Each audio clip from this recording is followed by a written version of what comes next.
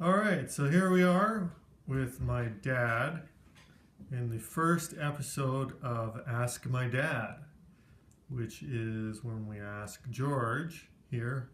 How old are you, George? I turned 70 on 14th yesterday. Yesterday, his opinion on various subjects.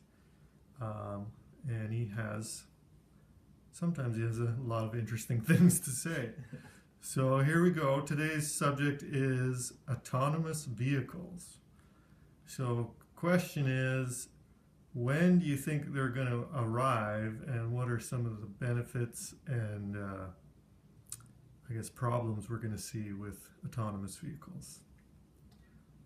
So, shoot, go for it. Okay, well, I think the question about when they're going to arrive is a tough one but I'm hopeful it's going to be fast because the when you think about what autonomous vehicles will do for us, it's it's just so much of a change and so much for the better that I think it's going to be in the same way that technology with computers and everything else have changed our lives.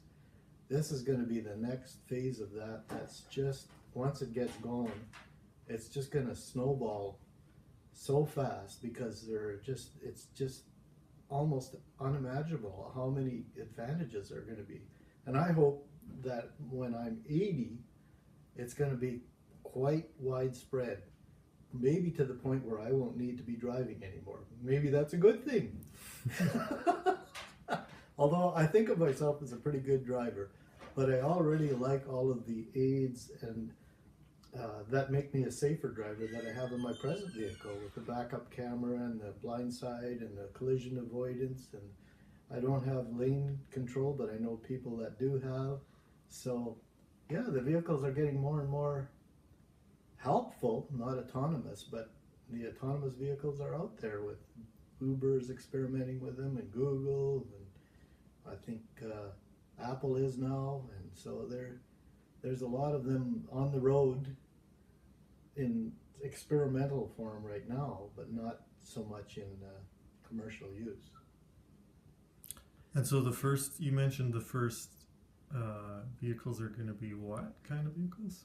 Well, I think that the first ones to actually be used, I think that the drive for that will be the commercial trucks, because the trucks are, there are some routes that they could be, even maybe the highways will be dedicated for autonomous trucks, for one lane or maybe the whole highway, I don't know. And those trucks could be running 24 hours a day, like maybe other than when they have to service them, they just don't have to stop. I mean, even if they have to have a driver in them, they can be in the back seat sleeping or wherever they in those booths, and just drive them maybe when they're parking, or I don't know, in special circumstances where the roads are not not suitable for autonomous trucks, something like that.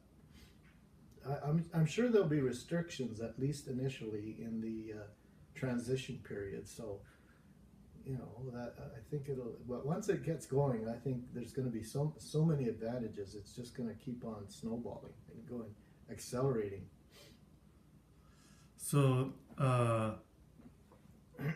some of those during that transition period, you're going to see what kind of problems? Well, I foresee that autonomous vehicles are going to be, designed to cooperate with all of the safety rules for speed limits, for traffic lights, everything like that. Whereas the drivers who are not in autonomous vehicles are going to be aware of what autonomous vehicles do. So there's no problem with stepping on your brakes hard when autonomous vehicles behind you, and watching it, like if you're a little bit not so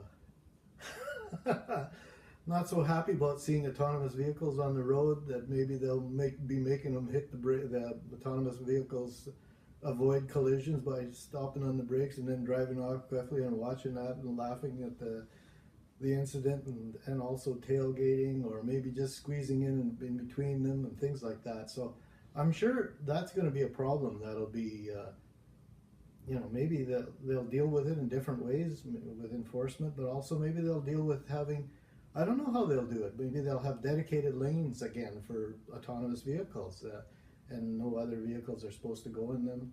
They're going to have to come up with a solution for that, because even with pedestrians, I mean, if there's a whole bunch of autonomous vehicles out there and people know it, I mean, they could step out and the vehicle's going to stop for them. That could be, I don't know. I mean, it wouldn't be very good for traffic flow if there's a lot of people doing that kind of thing. And so I'm sure there's going to be problems, but in the end, it's going to be way better than what we have now. And so I can't wait for it. you can. What about other benefits that people haven't really thought about? Well, there's so many benefits. Like, for instance, the need to have a private car. I mean, some of the younger people are already doing this. Basically, a car is a huge investment. Like, it's not unusual to pay $60,000 or $70,000 for a big, nice new vehicle, and some people have 2 or 3. But even the cheaper cars are at least around $20,000, and then you have to have a garage for them, or in the wintertime you have lots of maintenance, all of those costs, insurance.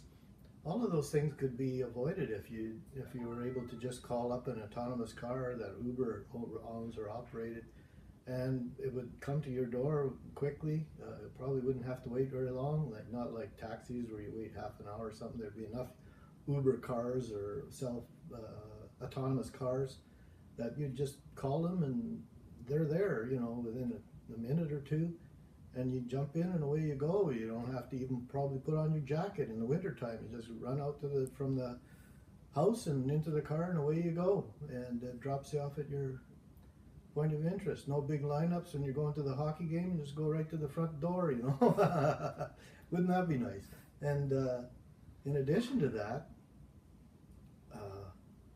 the advantages of the self-driven cars, I mean, for city living, all the houses that presently have garages, if people don't have cars, I mean, that could be made into living space or some other use anyway, and the streets would be less cluttered with parked vehicles all over the place.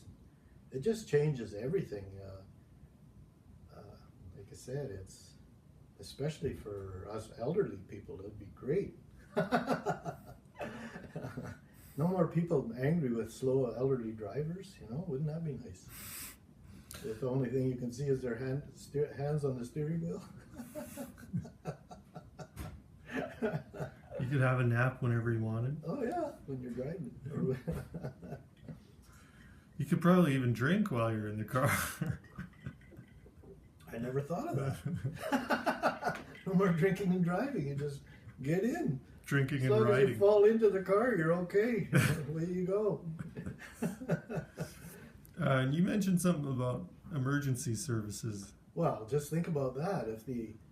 If enough of the cars on the highways were, at a future date when almost all of them or all of them were autonomous vehicles, or, well, if there's a fire, just think of that fire truck. All of a sudden, it can communicate with all those autonomous vehicles, and there's a lane opens up for that truck to get to exactly where it needs to go, and it doesn't have to slow down. It can go as fast as that vehicle can go and safely travel right to the fire. And that could be the same for ambulances.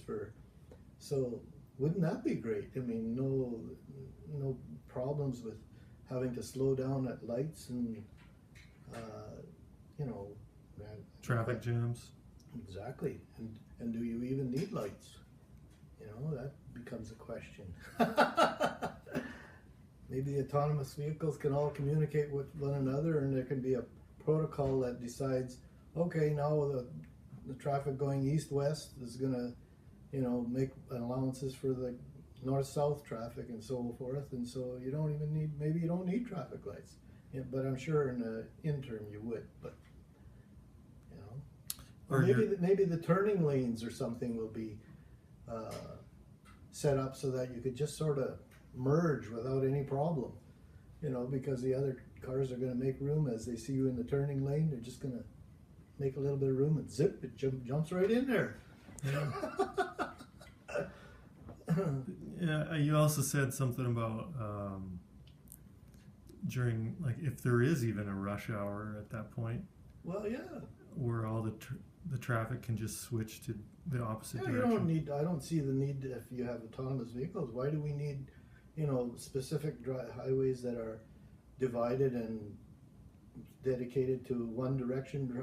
You know, maybe in times of heavy traffic flow going north, for instance, there could be out of 4 lanes, 3 going north and 1 going south, or maybe all of them, you know, and the other traffic will get diverted to another highway a little bit over. Maybe all 4 lanes will go north, and you know, why not? I mean, there's all your imagination is. I'm sure there's people that got bigger imaginations than I do, but the possibilities are endless. And these cars don't need parking lots, he said. No, well, they will need some place to be marshaled out of, but I mean, those would have to be strategically placed so that wait times aren't too long. But yeah, there would, you know, it just takes a whole different thinking process for how. Anyway, I suppose in smaller communities there'll be smaller groupings of, you know, where these vehicles are marshaled from, and more of them, and then as the cities are bigger, there'll be larger groupings and more of them too. But they have to be able to service each community. Have you ever been in an autonomous car? Well, no. The closest I've been is into vehicles that now have a lot of features that assist you when you're driving, which I think are super. I shouldn't say I've never been in autonomous vehicles. I've been in airports where there's nobody driving them, and the vehicles go around from one door to the next, and the door opens and you jump in and it takes you to the other one. So they're there already, but it's on not on a scale that we're used to, or we're looking forward to. Right. So when do you think you'll A, ride in one, B, see them on the road, and C, when everyone will have them? Let's get some dates down here. Let's get some predictions. A, I'm going to ride in one in the next 3 years for sure. Okay. B, when do we... So I'm going to go and seek one out. B, when are we going to see them, you know, show up on the road? I think we're going to see them in major cities in 5 years. They're going to be on the road. So and those commercial ones for sure in 5 years. Those big trucks and that. 2022. Yeah, because there's money in it. I mean, follow the money. Those guys are going to be, those people, those big truckers that own those big firms, they're going to want those on there. And of course, the technology right now is really expensive. So they'll be the first ones to put it in because they've got a return on investment.